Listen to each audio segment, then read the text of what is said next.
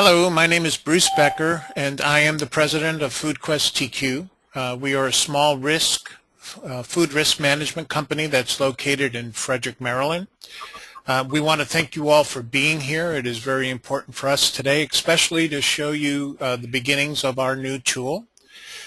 It's a little bit after 11, so let us get started. First off, I would like to introduce Dr. Josephine Head from Head Consultancy, who is joining us from the UK.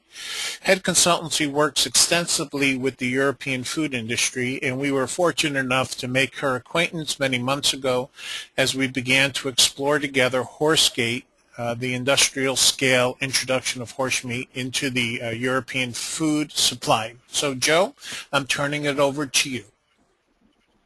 Well, thank you very much, Bruce. Again, here we are for the fourth and final of these sessions, and we were just discussing off-tape that we've been building up to this over some weeks now, and I'm delighted to be here and looking very much forward to seeing the developments in the tool that I haven't even seen myself. So, as I said on LinkedIn yesterday, it's a bit like waiting for Santa. So I'm very excited and thank you for the opportunity. So, moving swiftly on. Today we're going to talk about the fourth and final one. Just to refresh your memories, we started this exercise on the 21st of August and talked about the scope and nature of food fraud across a number of the most hard-hit commodity lines. We followed that up on the September the 4th, looking at the means and methods by which perpetrators of food fraud and specific countermeasures we can use to prevent fraud. That was then followed on the 18th of September about conducting effective food fraud assessments. And one of the things that's particularly key to identify is the fact that food fraud is not something that is even on people's radar in terms of assurances and systems, and this provides us with an excellent opportunity to allow businesses to go somewhere quite significant. So today we're going to finish off the whole exercise we've been building up to for this entire time. We're going to be using information technology to fight food fraud. Again, part of the problem at the moment is people have paper-based systems, so they really have no hope of actually going anywhere more intelligent than wherever they already are, wherever that may be.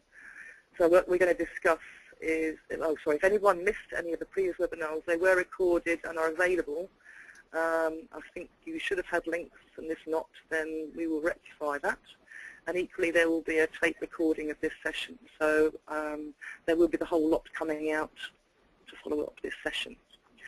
So we're building on the information over the last three sessions, and we're going to talk about computer technology to make the job of it much faster, more effective, and more efficient. The whole subject of food fraud is not static by any stretch of the imagination. Fraudsters are always one step ahead of the game. We've got to keep up with them, and if not, get ahead of that game. And without this sort of technology, we haven't really got much hope of going there.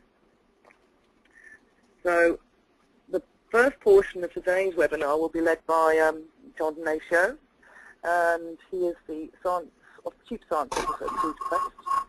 And for those of you who weren't here before, for their benefit, let me just introduce him.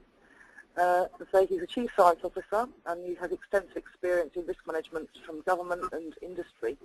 He's worked on fighting fraud and organised crime on everything between nuclear, chemical, biological weapons and materials to food. His contact information is on the slide, and if you've got any questions, which we're delighted to have, after the webinar, John has asked me to tell you, please call him. I'd like to emphasise that point. This is not just about us talking to you. We would like your contributions and feedback. The second part of today's webinar will be led by Bruce. He is the president of FoodQuest TQ. He wrote this. He knows just about everything you would want to know about translating performance criteria into action. He's spent 20 years as Chief Warrant Officer in the US Army with every aspect of the food industry. He's not only an expert in food safety but also food defence, which are very distinctly different from food fraud, which is why you need our help. After retiring from the service, Bruce has worked in the food industry, giants like Walmart, where he conducted food safety assessments and audits of food operations across the supply chain. And he was a strategic architect for the GMA SAFE program. With that said, let's get into today's webinar. Looking forward immensely to hearing what you have to say. Thanks very much. Over to you, John. Thank you, Joe. Good morning, everybody. Today's session is going to work just a little bit differently than our 3 prior sessions. Today we will start off with a 20-minute presentation by yours truly on what any effective food fraud prevention software tool must address. And this is kind of like what we have in the system that Bruce is going to show you in a few minutes, and what we're going to add to that system based on all the feedback that we've received both during these webinars, but also in discussions with folks from across the food industry. And I really want to thank everybody for those inputs. They've been critical to pulling this all together. Okay, I'm going to start off with a 20-minute presentation. As part of that presentation, we're going to stop and ask the members of the audience if the list that I'm going to show you of the things that a software tool must do is complete. In other words, from your different perspectives, have I got a complete list? Because if we don't have a complete list, we're now in the position to add the requirement to the existing tool. So if you please think about that, and if you can give me a call with ideas, if you're a shy person and don't like to talk on webinars or whatever, I would really, really appreciate it.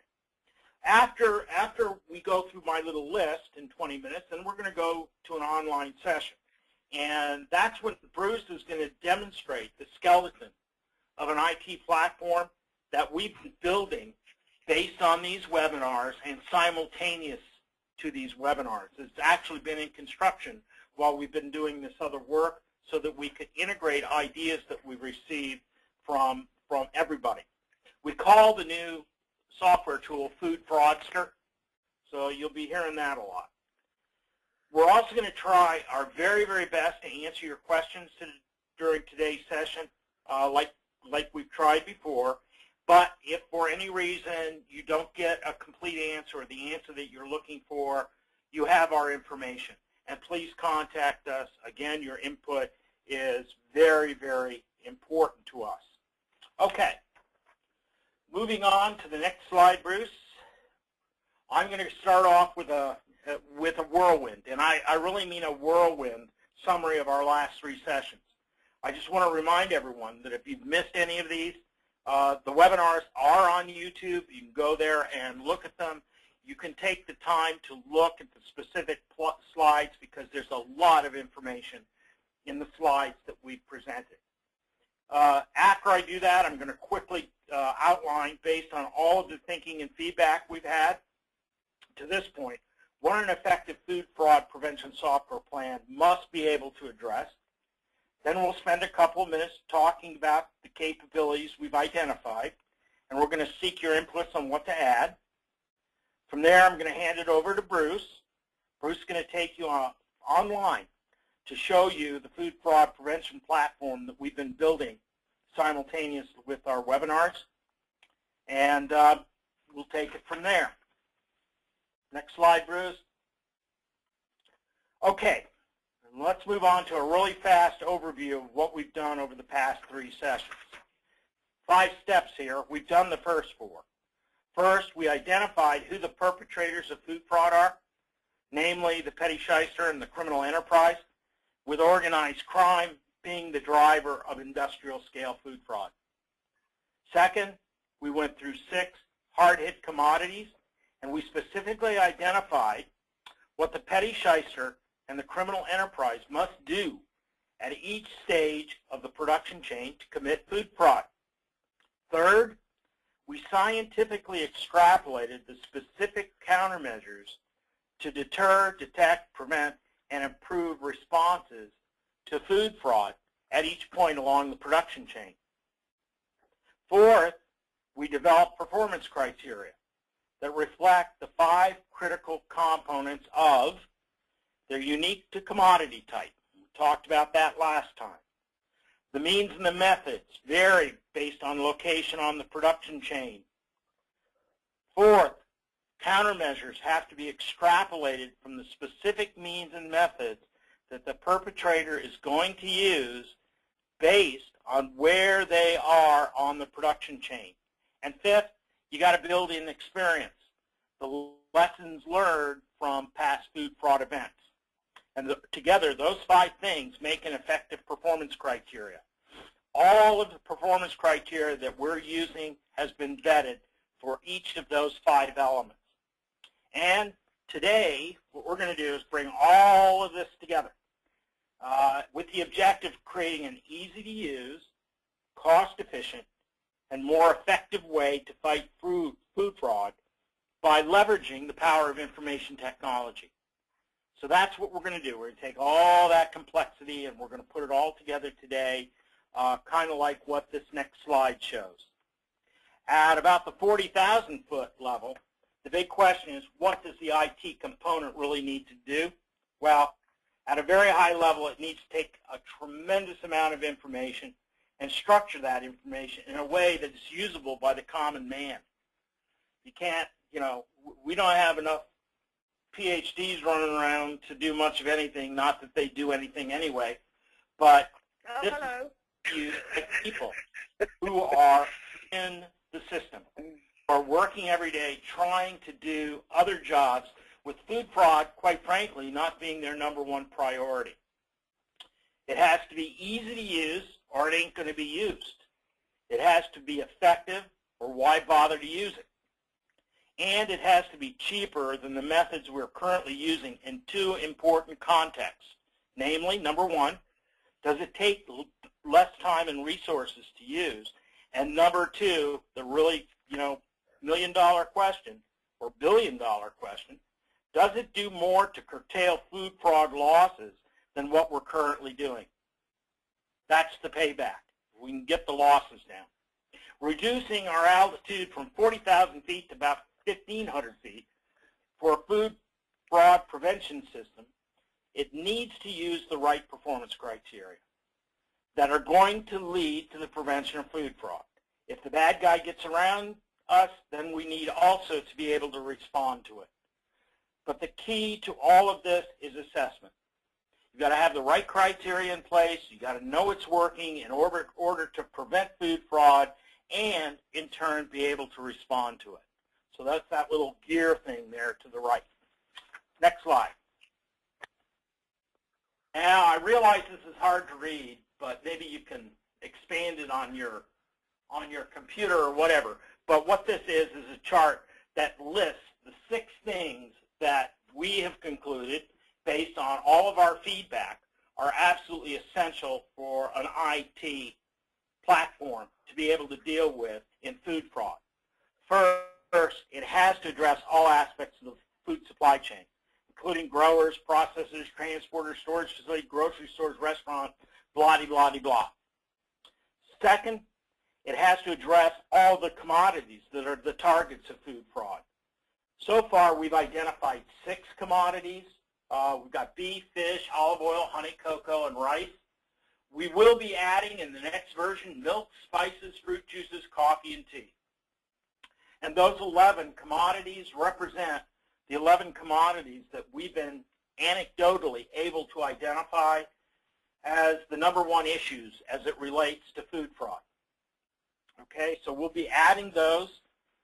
You're going to see the first 6 today in Bruce's presentation. Third, the software must use science and risk-based vetted criteria. In the IT industry, they have a term called garbage in and garbage out.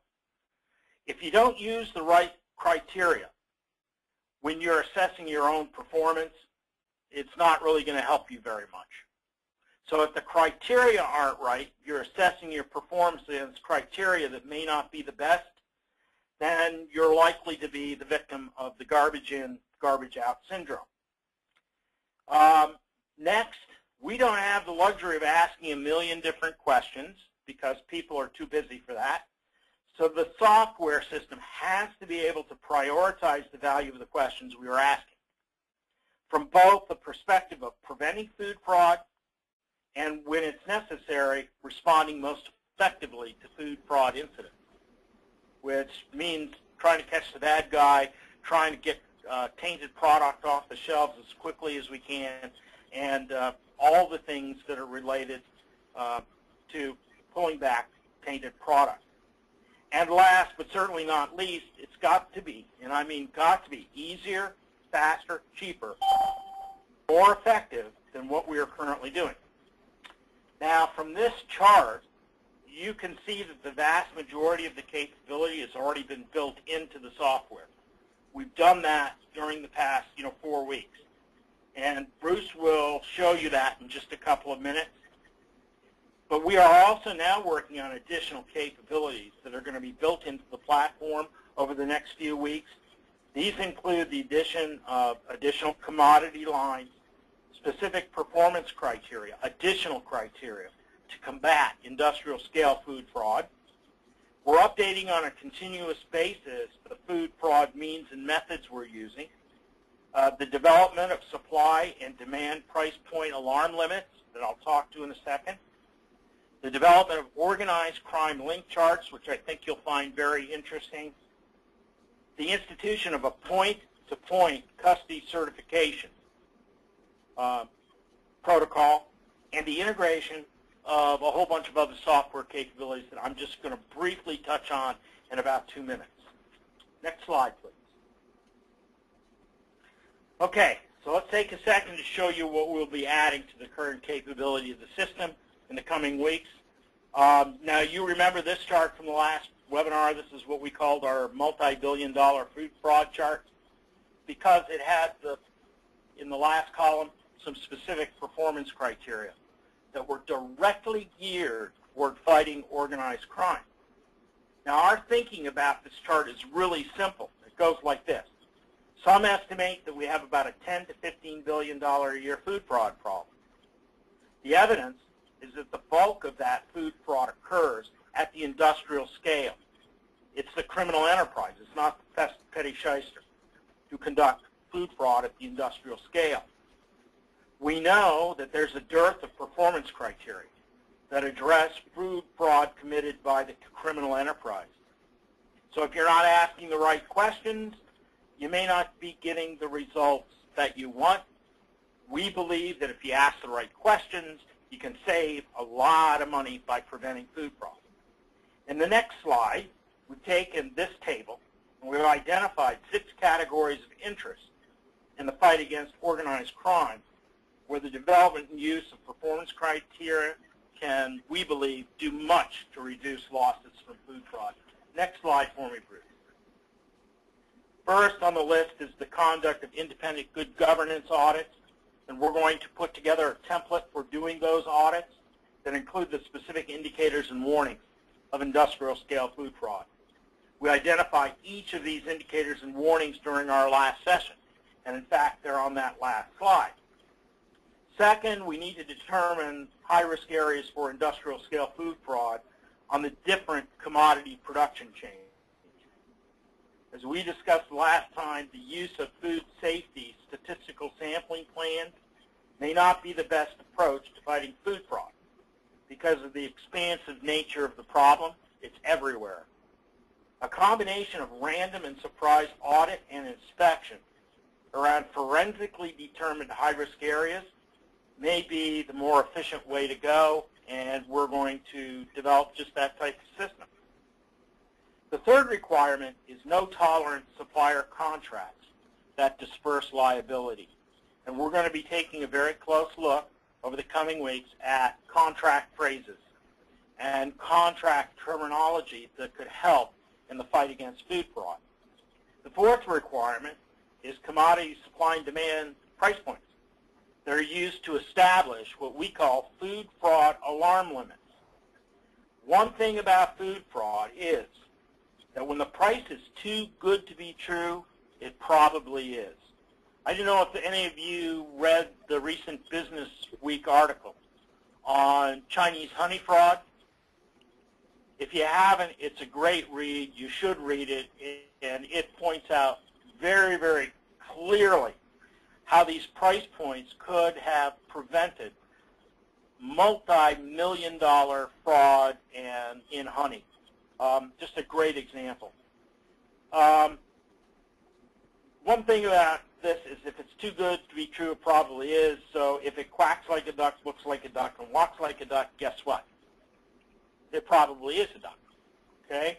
Fifth, we need a database of food fraud offenders, against which we can check the bona fides of suppliers. We're working on that now.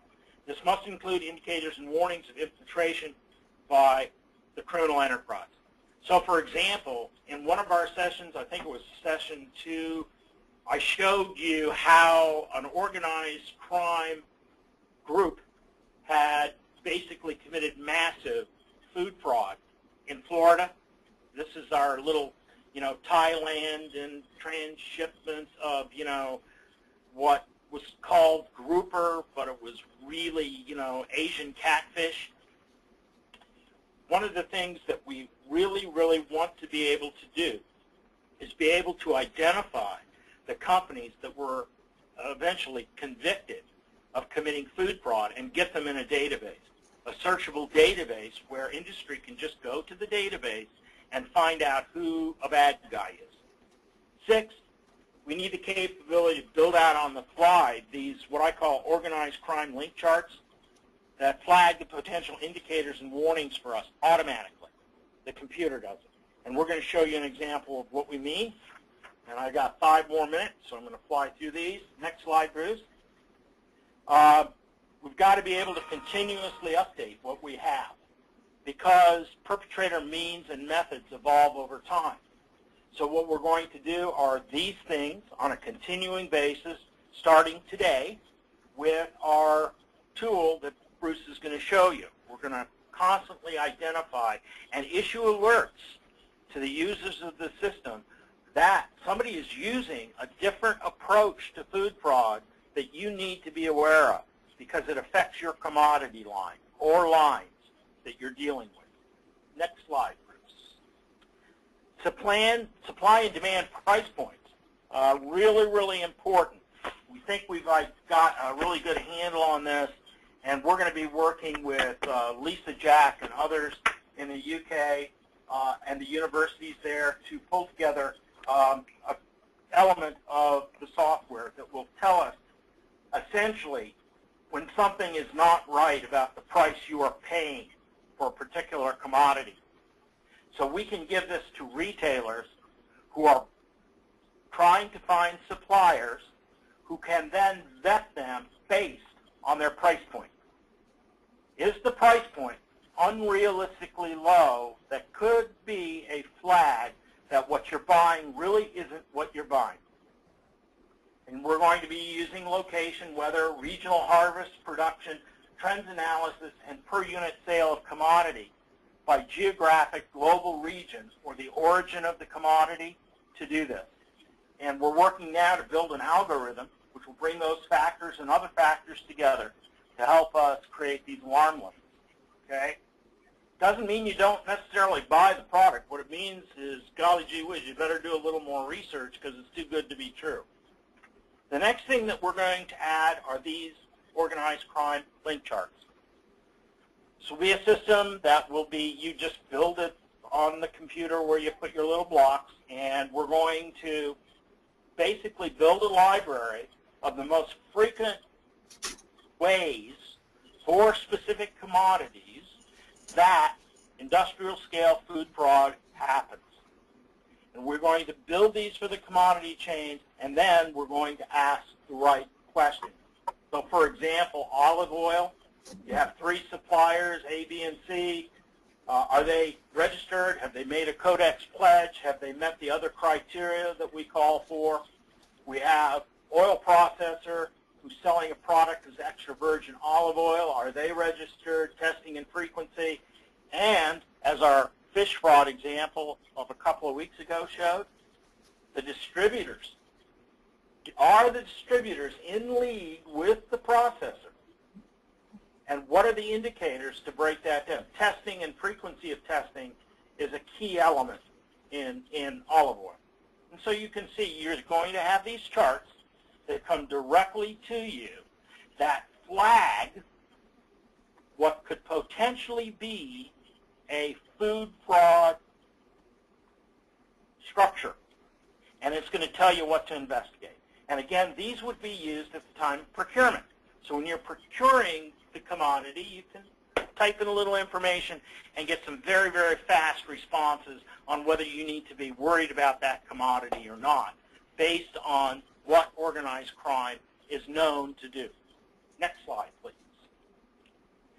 Now, we're also trying to deal in the next version with this whole idea of chain of custody certifications, which is if you have a point-to-point tracking system for batches and lots of product, and you keep records, you know, it's like the UPS guy with packages moving from point to point. Guess what? You've created one of the greatest deterrents to food fraud known to man, because that's going to allow me to go right back forensically to the point where we believe the food fraud took place and go after particular people who've signed chain of custody certifications. What this does is immeasurable in the context of the psychology of the criminal. It really does make them think, and that's what we want to make them do. We want to say, hey, is this really worth the risk, and especially a risk of long-term doing it, or not?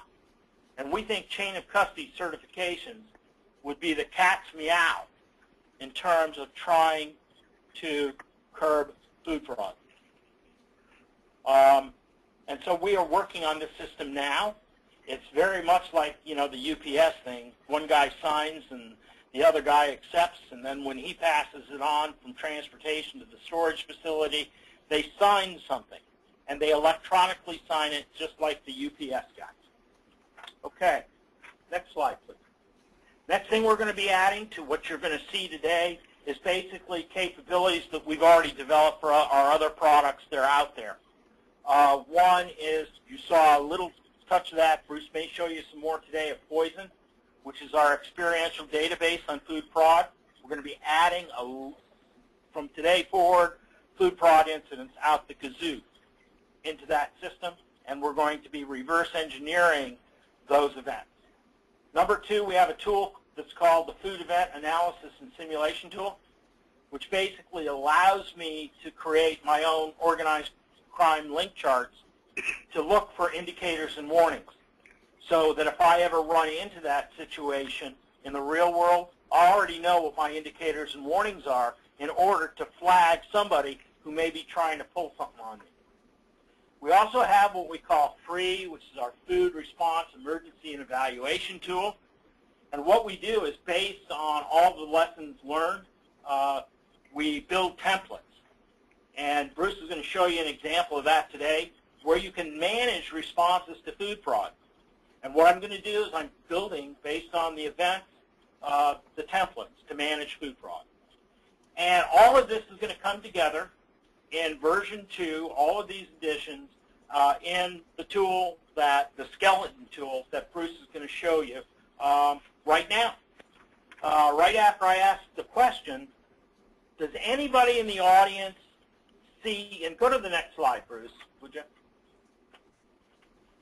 See anything from your perspective that needs to be added to that list? This includes everything that we've talked about, plus the stuff that I just talked about. Is there anything on there from your experience that's incomplete? And you don't have to answer now, because this isn't a test, but if after you would please, all of you, go through this slide in particular and tell us what else you need. We can't build the tool unless we get your input on what it is you want and need in such a tool. Can I just ask one quick question? Where would a fresh food loose counter fit in there? Because that's another area where it's a bit of a hot spot. Could you repeat that? I missed your question. Yeah, when a lot of stores now have a lot of loose counters where they sell meat, fish, and whatever. But Yeah. would that fit into does that go under grocery or convenience store or where? It's the three: grocery, convenience, and restaurant, where food is directly served to the consumer. Okay. Really, really important areas for food fraud, but again, the means and the methods committed there are quite different. For example, in grocery stores, they'll repackage old meat, or they'll take meat cuts that are expired and grind it into hamburger or minced meat. And those are the types of questions we ask specifically in the specific category questions for those positions along the production chain. So excellent question. Okay. And then markets, we have a lot, I don't know whether you do or not, but we have a lot of street markets selling food as well. So Yes. And we call that, small, right, yep. That would fall under it's a type of grocery store under our system, market. okay. The one that we worry about the most is, and you saw that when we went over fish, is fish markets are notoriously, dangerous places to buy food.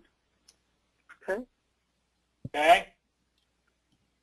Does anybody see anything else, like a big category? We got 6 things there that we need to add to this to meet your requirement. Boy, deadly silence. Good. I guess we must. Well, I think, as I've said before, I think that it's fantastic that you've got where you've got to. My concern is if we actually pin down all these categories, then these guys are just going to move on. So well, yeah, they will move out of our food space. You're never going to get rid of organized crime. All we can hope to do is push them out of our space, which is food, so they do some more human trafficking or drug trafficking or whatever in the hell it is where they can make money elsewhere. I mean, it's like punching a feather pillow. Well, one thing we can do is we can do a lot better job of making sure the food we eat is safer. Oh, for sure, but I've just in your second phase, which I'm interested to find out what your timescales are, is that going to be something that you're going to be looking at there in terms of a diagnostic as to, rather than just focus on those categories, how would we actually diagnose what our hotspots Oh, might yeah, be? They're going to move into price pointing across the commodities. That's where we're really going to get a big payoff. And also Absolutely. the poison database on means and methods. It's, this will, the same process could be used to fight other forms of fraud as well. But for us, for food, those price points are going to be huge. Huge. You prevent food fraud at the time you buy, not after you've purchased it. And what we do, so many people focus on, what do I do now instead of what should I have done in the past. And so what we're dealing with is what should I have done to have prevented it in the first place. That's the focus. So those price points, the chain of custody certificate, all of those things, that's how you're going to save billions of dollars in losses. Sure. But the other key thing within that, just sorry quickly, mass balance is critical to the whole thing because in many cases there's an awful lot more coming out than ever went in the first place. So will that be captured as part of this? Yeah, chain that's of part of custody? the price point and supply and demand. What you do, for example, in Europe with the beef fraud, and one of the things that I noticed immediately when I told you that it was industrial scale food fraud, remember when we first talked, was the tonnage, where product was moving. And, there was, in reality, much more coming out than going in the front end. Now, how can that be? And Magic. tonnage and the movement within regions of particular product becomes really, really key. But it's very complex, and you need a computer to do that. All we need in the industry, I just need to know, hey, something's fishy, so that I can go somewhere else, for a slightly higher price point, but with certainty to make my purchase. So, yes, you're right again. Okay, Thank you very Bruce. much. show them what we got. All righty. Well, thanks, John. There are actually two interfaces for Food Fraudster. One would be the assessee, which would be the retailers or an insurance company or large processor, or well, we'll stay with those three. And then there's the assessor, who is the supplier that has to perform the assessments. So what we're looking at is the retailer's interface right now. And what you're going to see is the average score of all the different beef assessments that have been accomplished for you, so that you could start getting a baseline on where companies should be performing at. Then you're going to see that these two assessments have been submitted but not approved yet, and you're going to see the average score of the assessments that have been submitted as well. When you look at your table, you're going to be able to determine where that particular assessment is with regards to completion. So with regards to the beef assessment at Blah, you have 1 that was approved, you have 0 that was submitted, and 4 that was outstanding. None of those 4 have started it yet, and that's what that's telling me. So basically what I could do then is go into the detail aspects and send these companies a notification that they have not started the assessment and that we want them to complete it by the date. So we say you have not started, and then you say please complete by please complete by 30 September, and you just send it, and it goes right to that company that you want to notify that they need to get on the stick to get this information to you, so that your records are complete and that you're able to know what that individual company's threat quotient is. And again, a threat quotient is the likelihood of a negative event occurring within a facility. You'll have a calendar to be able to see, when these reports are due. You're going to have reports to say, like, show me all the no's, show me all the yeses, and things like that. All your notifications are listed for you, so you can track what you've said to people and what you've sent to folks. You have an intelligence slide that gives you the high-level country intelligence that you're looking for, whether you want to actually go into a certain country and utilize suppliers from those countries. And then the individualized country profiles are going to look a little different, but it's basically going to cover the source and rates of production, any environmental concerns, political concerns, government stability and government corruption, any fraud incidences, drug and human trafficking, child labor, money laundering, organized crime, and then any news to keep you updated on that particular commodity from that particular country. So what the retailer is going to be able to do is to assign assessments to their particular suppliers, and they're going to be able to select it by where that particular supplier falls on the supply chain. So let's say I'm Omni Beef, and I could send anything to cold storage 1, which would be after slaughter and prior to shipment.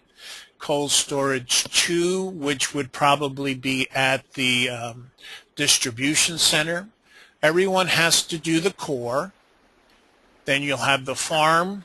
The process is where they take carcasses and cut them down into particular retail cuts. You have your retail, you have your slaughter, and then the different transportation sections. So let's take slaughter and core, and then we're going to pick our friend Tom's Beef, and we're going to give them a due date of when this particular assessment is due back to our organization. Once we're done, we create the assessment. And then we actually go to the assessment and view it so that we can now edit the questions, delete the questions, or whatever. So let's go in and say, I want to edit my questions. So we're going to be able to see what the question is and either delete the question or edit the question or add more information of why this might be particularly important to this particular company. So we're in a question. I'm now saying this question is very important to Brucey.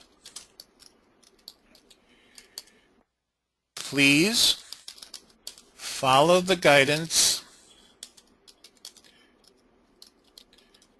explicitly. Okay, and they do have spell checks. And here's the guidance that the company is supposed to be performing. And then you simply save that, and once you've gone through the question sets, you're then able to post that assessment so that you could send it forward. So I'm going to go back and view all. I'm going to go to the assessment I want to send out, and I'm going to publish that assessment. And then that assessment is sent to Tom's Beef, where that company picks up the assessment and they start answering the questions. So let me go to be Tom's Beef now. And you can see I now have a new assessment that is available for me to perform. Again, I go into my respond. Now, for each question, you're going to see specific guidance of what that person is supposed to do. And you also see the additional instructions that you have added to the system that puts added emphasis on particular questions. The supplier has the ability of say yes or no, or does not apply. If they say yes, you'll notice that we say you have to upload verification for each question so that the company can prove what you're actually saying. So in order for them to be able to select a attachment, they have to save their original question. Then they go in and select the particular attachment they want to make for this report, and you could save it into the report now, and you'll see that that question, that attachment has been added to this particular report. There's different ways to navigate through the questions. You could either click on the questions in the window to the left, or you could go to the next question or the previous question. If they answer no, an automatic corrective action comes up where they have to provide the planned corrective action, the estimated date of completion, and the person responsible for completion. Also, if they do not, if they say does not apply, they have to be able to explain why this particular question is not applicable to this particular company. And again, they have to attach supporting documents, pictures, or whatever. So in this case, it might be a certificate of incorporation or a license to produce food or whatever it might be. And so, you know, it's important that they provide the verification information that you know, the retailer or whomever needs to make sure, to feel comfortable that they have this particular question answered. Not only that, but we're going to be asking the certification bodies to verify this data when they go in and do their yearly certification audit. So we'll ask them to either add a half a day or a day to be able to go through it. And we'll actually have a little box below each question and that they would click off on that they verified the information that the CB verified or the auditor verified. And we have to make it secure so only that auditor could get to that particular aspect. And so after the company finishes all the questions, they are then going to go back and upload that question or upload that particular report back to the retailer. And when the retailer receives it, they're going to then be able to say whether they like the information or not like the information and be able to send it back to the particular supplier if the information is lacking. So let's go to one that I've sent forward already. And you could see that it is here submitted. So I'm going to go into my details, and then I'm going to be able to review each and every question that the responses for those questions that that particular supplier had submitted. So you can see the guidance is also there, but now I'm able to click on the particular question to see to be able to open the particular attachment that that company has sent as proof to this question. And so what I would probably do if I was the reviewer would be to open let's say a Word document and have it co-located with the particular report that I was going to be reviewing, and then any information that I see lacking, so I can see which questions have attachments and which questions don't. So basically I could then say it is required to add attachments for each question, and then list all the questions and so forth. And then when I'm ready to send this review back to that particular supplier, I would just copy and paste it into the window where I am going to say I'm going to reject it, and it's because you didn't put the added attachments to this particular report. And so it gets sent back to the retailer or to the to Tom's Beef, and they have to go back and add the information that you requested. You're going to see that all these transactions are copied back and forth. So, you know, you're able to track what's going on in your particular system. So it's very intuitive to use. It's very easy to use. You're able to easily track your information on who's done things and who has not done things, and you have calendars to remind you of when particular audits are going to be required. We're going to continue to add different toggles to add the intelligence information for the particular commodity. The reports again will be for, you know, to show me all the no's so I could get through this report, you know, relatively quickly. And, you know, any other type of report that you would like to see for for your information, if you want to see things, you know, all consolidated so that you have a report to push up to management, you know, we could do that. So it's going to depend on what particular information you want to see in a report, and then just tell us, and we will do that. The dashboard will be working when it gets loaded out, and so you'll have different types of interaction that you can see. The other systems that I wanted to show you real quick, John had told you we're going to be incorporating into the Food Fraudster tool. And one of those particular products is called Feast. And Feast allows you to perform tests to see how your particular company is going to fare against a particular threat.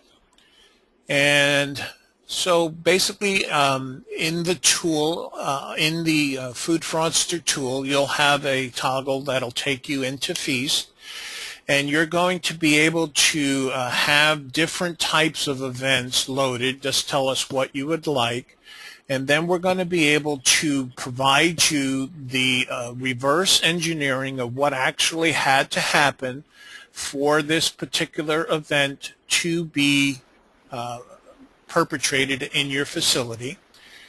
You're going to be able to see the threat continuum, so of deter, detect, prevent, respond, and mitigate for each of the critical nodes. And again, the critical node is that particular aspect that you would have had to prevent that particular issue from occurring. And again, you could add your own critical nodes. When you have your critical nodes, you're going to be able to add a number. So this is the expected performance that comes out of the poison database, and then this is the actual performance, which will, we will prevent you from putting in hyperinflated numbers. But then you're going to be able to see how you compare to an industry norm. You're going to be able to see what your best investments would be to help you to prevent this particular incident from occurring within your facility. So again, you could change the numbers out with regards to deter, detect, and prevent if you wanted on the prevention side, or if it actually occurred, if you have the higher numbers in response and mitigate. And then again, it will show you what the percentage of interruption is. So at your facility, the lower the number, the higher the percent of interruption at that particular facility. And again, it's looking at detection, delay, communication, response time, and response quality. And then the other tool that John had told you about was the free tool. And free takes generic information from poison and provides solutions. So what we do is we search each event to look at the best way companies had used to mitigate a specific problem that occurred within that facility, and then provide them those steps that that particular company did take so that you can utilize known solutions to prevent adding cost and consequences to either your recall or whatever something that happens. Again, if something happens to the person that's responsible, you're able to switch that out on the fly. If that particular events have been completed, you actually are creating an electronic document that you have for record, so that if somebody from government or insurance or your customers want to know what you did to prevent that particular incident, you could show them the exact steps that you took. Now, all of these tools, including poison, and we'll pull back up poison, will be added to the Food Fraudster tool, so that you have complete control of looking up information, of testing the information that you have, and if something bad does happen, it helps you to, it provides you the answers on how to mitigate the particular problem the easiest and the fastest way you possibly can. So we have some information in here that we started loading up that's regarding particular food fraud incidences. This one has to deal with the honey fraudster that just came out I think this past week, that talks about how much honey, fraudulent honey, was brought into the U.S. Since it had added antibiotics, these are the types of symptoms the consumer can have. You're going to see the reverse engineering. You're going to see the numbers start getting introduced. You're going to see an executive top level of how they plan this all out. And you're going to see any types of dollar values that we could find. So in this particular case, the U.S. government lost out on $78 million on the taxes or the duties that they would have charged for this Chinese honey coming into the United States. So this is what Food Fraudster is going to do for you. We're very excited. We believe that this information is very important to the food industry, and that the food industry, I think, is going to embrace this. And the more that we have different companies request that their suppliers perform Food Fraudster and push that down to those company suppliers. So all the suppliers, let's say of Omni Beef that supplies Brucey's retail, they come in and they identify themselves as suppliers to Omni Beef. And so eventually Brucey's going to know who all Omni suppliers are, be able to track with the custody certificates of custody that particular shipment all the way from the farmer to my store. Any questions? Well, I just like to say I think that's absolutely brilliant, because basically nobody's got much of a clue as to where to go. I've got a couple of questions though.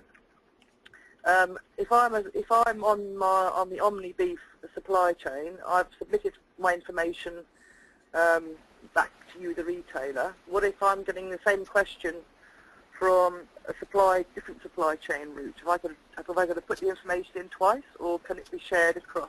It's going to be, what we'll have is that supplier will be able to say they supply Omni and whoever else they supply, and then Omni is going to say I supply, and I'm completely making this up, Brucey, John, and Joe, and then when they check those, those reports would then become available to those retailers. Oh, great. So you haven't got to keep putting in the same information. That's a very valuable aspect to it. But again, the retailer can request that they complete this assessment multiple times a year so that they're constantly monitoring how their suppliers are doing. Does that make sense, Joe? Yeah, no, that makes that makes perfect sense. But also, obviously, this is, I think, totally revolutionary. There's nothing like it that I'm aware of, but it is very much a first, but big step forwards. But the question that's going to be asked also is that, well, we've got a great integrated system for food fraud. How is that going to fit with my other systems? I've got supplier performance criteria for food safety, food quality, service, delivery, all these kind of things. How is this going to sit outside of that for the time being, or do you see that being integrated going forward? Well, it'll depend on the company and what they want. If they want things integrated and placed behind their firewall, we can come in and do that for them. It's going to, we do charge an hourly rate of $150 an hour to be able to come in and do that work for them. Dan Gartner is the person that would do that work for them. And yeah, we would be able to implement or include, the information across different types of systems, since this is a Microsoft type system. Yeah. No, I think that's the real value. I mean, in the first place, people have got nothing. This is a massive step forward, but there needs to be a forward plan to incorporate that and embed that in business systems. That's Right. Well, another thing what we would want to I'm do. looking forward to helping you with as well. Thank you. Another thing we'll probably be able to do is, since one question has to deal with your certification audits, we could actually have the company attach their yearly certification audit so that it's viewable to the retailer right within the system. Well, I was actually at a conference last week, and the BRC were represented, and I asked them about what their plans were for integrating food fraud into the existing standards, and they don't seem to have any moment at the moment. So this complements what they're doing. I don't know what a compliance audit would actually add to the food fraud picture. But again, integration of systems so it's embedded in the business culture and governance, as John was saying earlier, is absolutely key to success. John, Agreed. can I jump in for a second, Bruce? Absolutely. So we have, you know the 5 elements of any good performance standard?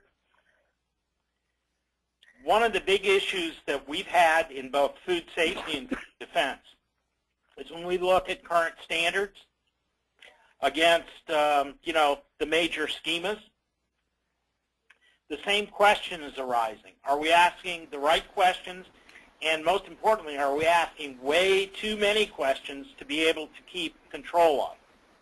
And we're kind of coming to the same conclusion. So what we did is we developed our own performance criteria using those 5 steps for food safety and food defense.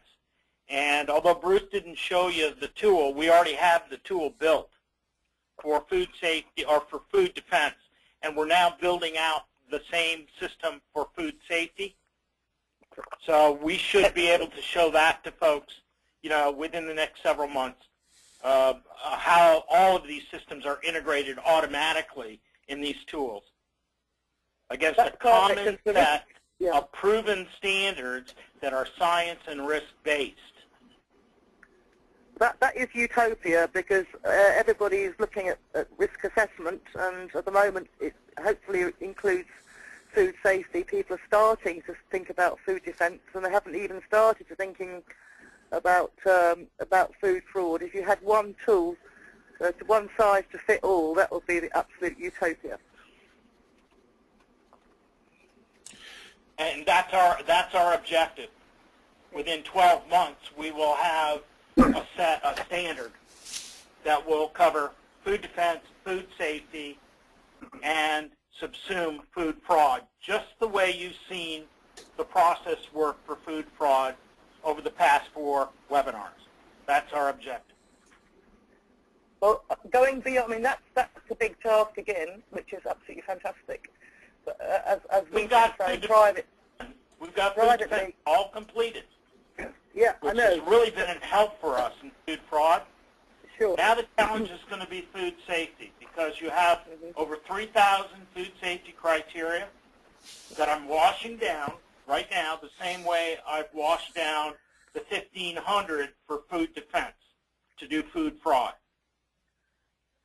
But what I was also going to add is that it also needs to be commodity specific, and it's not right. Go ahead. I'm sorry. But the other thing I think we just wanted to quickly add is that with the combination of all of those elements into one place, it provides a hugely powerful tool to incorporate other global food safety issues. And the big one that we've discussed privately is including sustainability on this. Once you've got the framework, then it sits well with sustainability. And there was something just came up yesterday, I think it was, or maybe the day before. Retailers particularly are pushing their suppliers to go for sustainability criteria and performance. If they don't go there, they're going to seriously struggle. So again, this provides an ideal framework to include the whole sustainability picture onto. So therefore, this is a massive step forward in providing a foundation for supply chain integrity, looking at whichever issue you care to throw at it going forward. Yeah, Bruce has just brought up the screen. Bruce, go ahead. Well, this is the Food Defense Architect tool, and you're able to sort the questions by the different schemas already.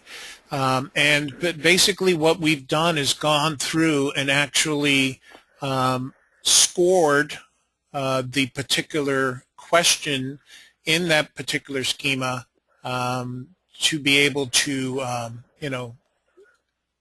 to know how that, what relevance that question has. So when you go into the tool, the questions that don't apply will be blacked out. But again, you'll be able to see the questions that are particular to that, that schema, and how they scored with response to, prevention and response. Okay, you'll see. Everything uses the deterrence, detection, prevention, response, and mitigation algorithm that I put together. So all of these have been quantified. I can tell you what the value is of developing and implementing an access control program versus everything else on that list. It has a number. So they're prioritized.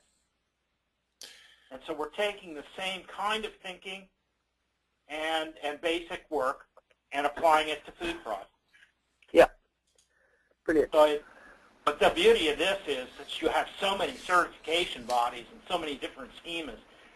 Basically what's the difference? And you'll see at the end of that little clickable boxes, the FoodQuest TQ schema. Those are just the important questions that you need to ask. Don't ask the other ones because they're of minimum value to you. These are the questions that really matter for food safety and food defense. And here they are. These are the questions that you must ask under our schema. And these are all scientifically and risk-based vetted questions. So they've all been valued and looked at by the experts and said, this is the right combination to deal with that particular aspect of your food defense or food safety program. So we're running over time, and we are sorry about that. But again, please let us know what information in the Food Fraudster tool that you would like to see added. You could call either John or myself, and we will work on adding that particular parts that are of interest to you. Again, Food Fraudster is scheduled in its version 1 to launch on October 1st, and basically the retailers would be able to upload their suppliers into the tool. If you want us to help to do that, we can do that. Again, there is a charge for that. But again, you can do it yourself. And anything other than what you've seen that's going to be in version 1 and version 2 that you want to see added, please let us know. Thank you so very much for attending this webinar. We look forward to working with each and every one of you. We consider you not only our potential customers, but our friends. So thank you so much. John, if you want to say goodbye real quick.